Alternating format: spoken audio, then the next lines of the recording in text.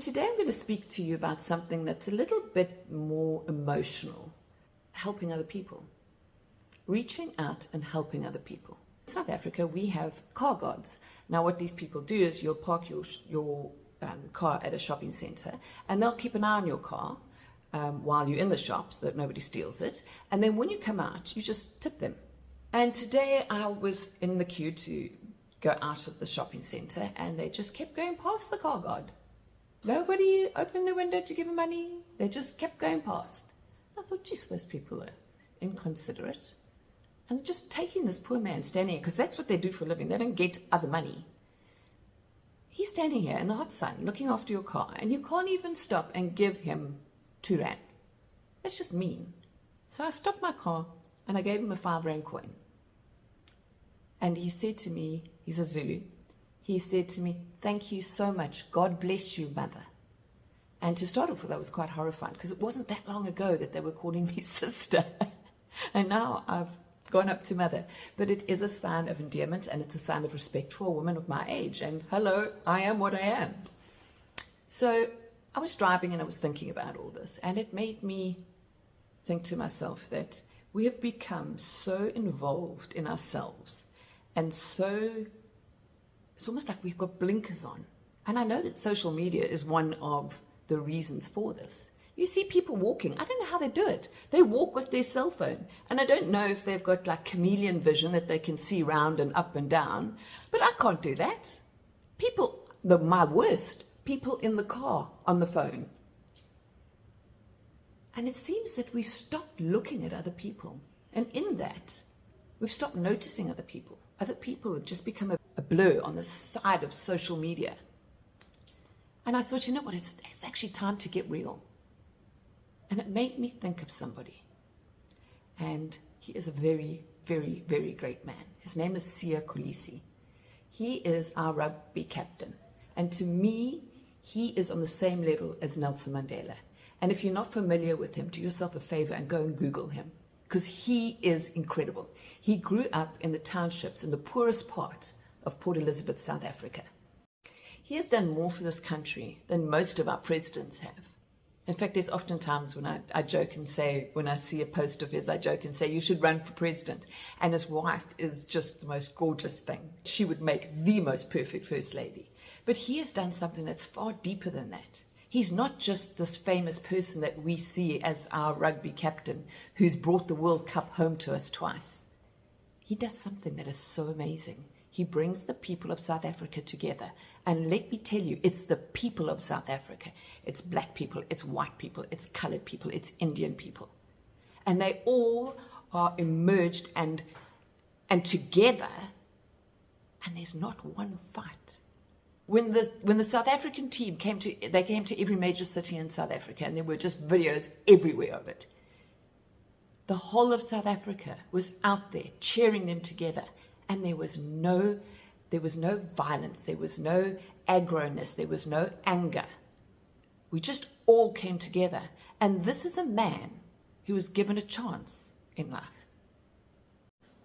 His mother was 15 years old when she had him, and obviously she couldn't afford to keep him. So he went and lived with his paternal grandparents. And his grandmother, by the sounds of it, played a very big role in his life.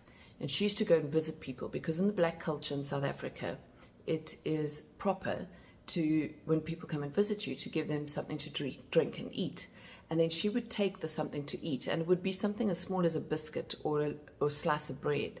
And she would keep it for Siya, so that when he came back from rugby practice, he would at least have something to eat. Otherwise, she'd give him a big jug of sugar water so that he would feel full when he went to sleep. Siya Kolisi came from the poorest of poor. And then somebody noticed him one day and offered him a bursary. And he went to Grays and played rugby. This was a man who one person decided that he was worth it and reached out his hand to him. So we can't all be Siya Kolisi. We can't all be this fantastic sportsman who goes out there and gets children off drugs and promotes rugby and promotes the fact that he started below ground level And look where he is today. You can do it too. If you really want it and you really believe in yourself, you can do it too. But we can be the person who puts out our hand and says, let me help you.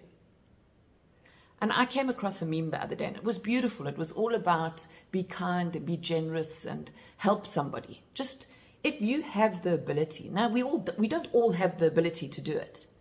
We don't all have the means to do it. But there's always someone out there that has the need for it. And he took the hand of someone who was willing to help him. And he has made it into this beautiful, beautiful experience and this beautiful life for him and for his family. He is one of the most amazingly, I can't even find the words for him. I think that there isn't a South African in this world, because a lot of us don't live in South Africa anymore, but there isn't a South African in this world who doesn't think that Siya Kolisi is one of the most amazing ambassadors for our country that we have ever had, right there next to Nelson Mandela. So my dad used to say to me, I often quote my dad, he played a very big part in my life, but he used to say to me, people see kindness as a sign of weakness, Michelle, not as a sign of strength. Be careful. And when I was about 22 was the first time he said this to me, and we had a major blow up about it, because I'm always trying to protect the empath in me. And my father used to say, I'm a scientist, I'm a realist. People are going to take advantage of you because you are kind. And you know what they do? He was right. I fought with him tooth and nail, but at the end he was right. They do. And when that happens, I don't let them change who I am. Because out of every 10 people that do that to you, there's one Siya Kolisi. There's one person that you can help, that wants to be helped, that has the drive to want to go further, that has the drive that wants to better himself, that wants to better his family. When that car guard said to me today, God bless you, mother, I was like, wow, that's quite powerful. God bless you, mother. He's putting God's blessing on me. And the more you do for people, the more times people will say to you, God bless you, mother. God bless you, sister. God bless you, Michelle, for those who know me well. And it's an incredible feeling. It's like, I can't explain it. It is exciting, yet soothing and humbling all at the same time. God bless you.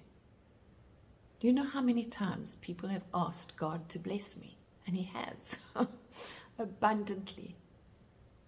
I sometimes look at my life and I go, phew, how blessed are you, girl?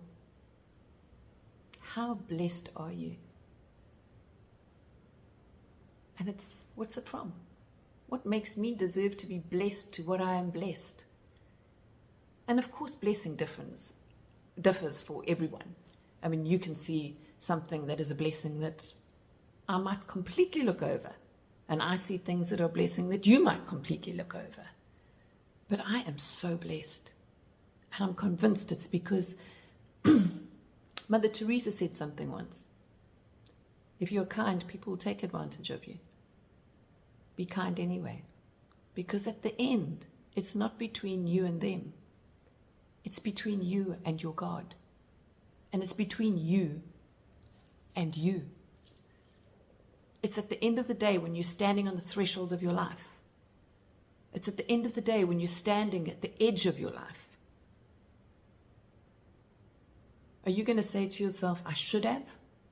Or are you going to say to yourself, I really enjoyed that because of me, because I put out my hand, because I had the wherewithal and I had the means to put out my hand and help somebody, despite the fact that they could take advantage of me. I did it. And look at them now. They have reached their full potential. And yet they grow each day. Isn't that an amazing thought? Isn't that the type of legacy that you want to leave behind? Because it's the type of legacy I want to leave behind. And on that note, if you have enjoyed this video, give me the thumbs up. Don't forget to push the subscribe button if you want to get more videos from me. And until later, may God hold you in the palm of his hand and bless you abundantly.